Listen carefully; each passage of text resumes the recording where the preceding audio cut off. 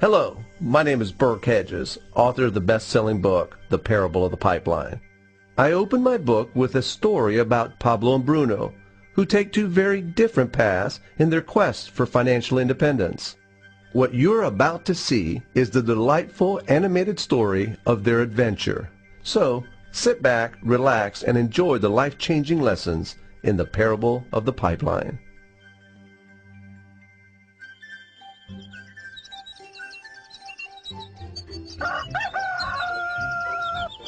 Far away, in a small village, near a beautiful valley, lived two friends, Pablo and Bruno.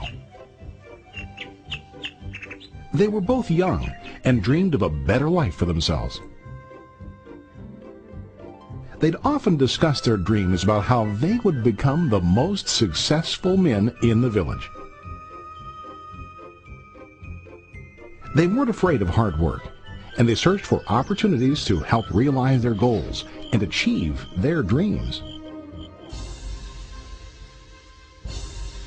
One day, an opportunity presented itself.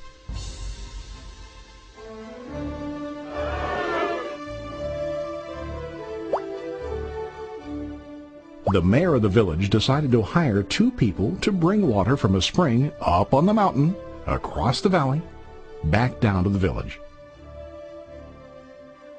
They were to be paid based on the amount of water delivered to the village. Bruno and Pablo enthusiastically got to work.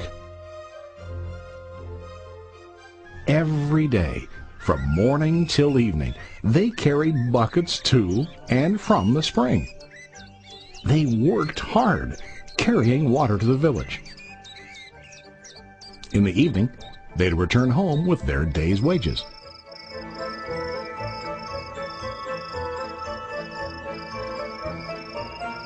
Bruno was satisfied with his work and the money he earned. He was sure that with this work he could achieve his dreams. Bruno thought that to increase his wages he could use bigger buckets to bring more water each trip.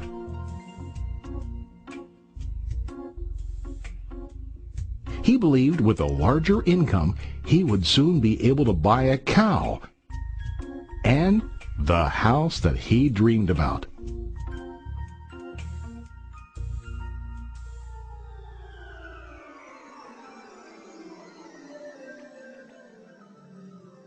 Now Pablo was not satisfied. At the end of the day, his back and hands ached, and he was exhausted. He was looking for an easier way to earn more. One day an idea occurred to Pablo. He imagined building a pipeline to deliver the water from the mountain spring to the village. With this pipeline, he could get more water to the village without carrying buckets back and forth from the spring to the village. Soon, he got very excited about his idea and began to plan. Pablo, of course, shared his idea with his friend Bruno and asked him to join with him to work on and help build the pipeline. Bruno thought the idea was crazy. All Bruno could think about was what his money could buy today and how to get it quicker. He felt that building a pipeline would slow him down and delay him in achieving his goals. Instead, Bruno got bigger buckets and went more often back and forth fetching water. He was sure that with this method he could make more money. Pablo decided to build the pipeline on his own. He understood that it would not be easy to build, and it would take time to complete the pipeline. Pablo knew that it could take several years to finish, but he set his mind on his goal. Every day he worked and carried water like before. But on weekends and during his spare time, he worked hard to dig in the rocky soil and build his pipeline. In the first month, there was little to show for his work.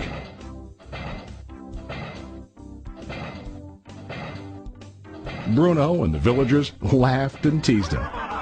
They called him Pablo the Pipeline Man. During this time, Bruno's income doubled. He already bought a cow and a bigger house. His lifestyle changed. He now spent time after work in the bar, enjoying his hard-earned wages from delivering water.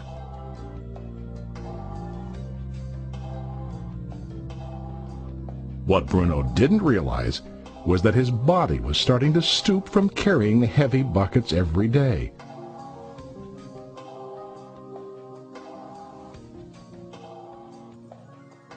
His face looked worn and his body tired. Soon, he began to carry less and less water due to the wear and tear on his body.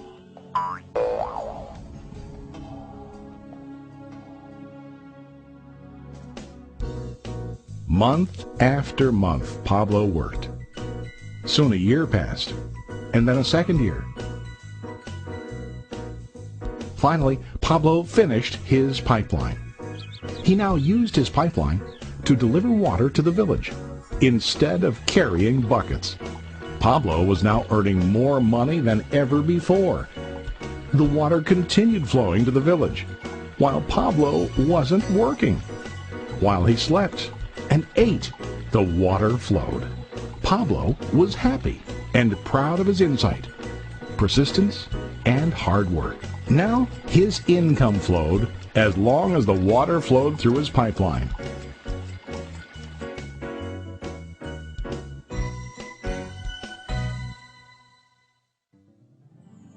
The story of Bruno and Pablo is a reflection of life. Their jobs symbolize what most people do to earn money.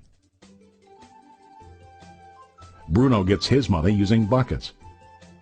He goes back and forth, carrying his buckets from the spring to the village in exchange for money. To increase his income, he either has to go more frequently to the spring or to use larger buckets. It's common in real life to increase our income by working harder.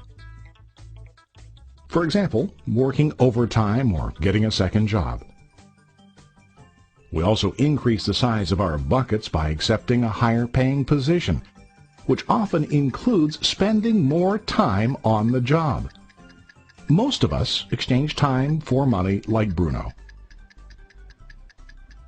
We know that every person has only 24 hours in the day and that it's not possible to use all our time to work. The most difficult time comes when we can no longer exchange time for money due to age, health, or other reasons. Then, our income stops. Now let's review what Pablo did. Very wisely, Pablo did not exchange all of his time for a limited income, but he used some of his time to build a pipeline. He knew that the pipeline would bring ongoing income as long as the water flowed. An ongoing income that multiplied the time he worked each day. Pablo knew that someday, maybe because of age or health, he would no longer be able to exchange his available time for money. Pablo knew that if he could make his idea of a pipeline work, then he only has to do the hard work of building the pipeline. After the pipeline was completed, Pablo was able to monitor and maintain the flow of water to ensure that his income will continue. Pablo has shown us that to earn an income, we don't always have to directly exchange time for money. There really are better ways. How about you? Are you still like Bruno, who directly exchanges time for money? Or do you want to be like Pablo, building and maintaining a pipeline for ongoing income?